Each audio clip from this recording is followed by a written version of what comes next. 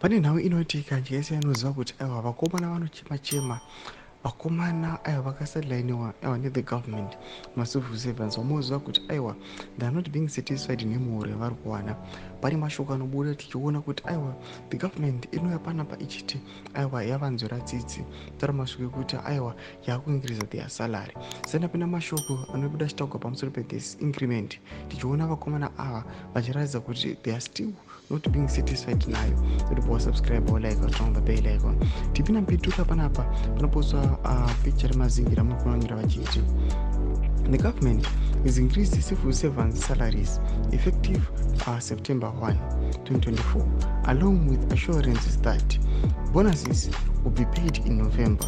The salary increase is 40 USD payable in local currency at the prevailing official exchange rate.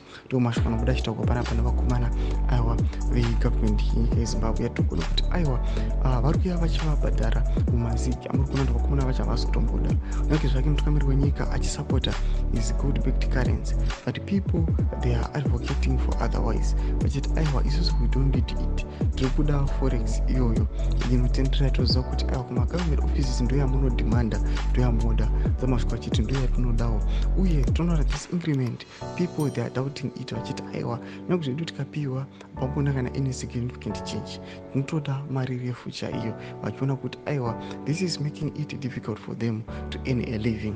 Tudze mafunguro enyu muri kudii pamusoro pechitiko ichi aiwa kuna kumesekisha medu musanosubscribe walike turn on the bell icon.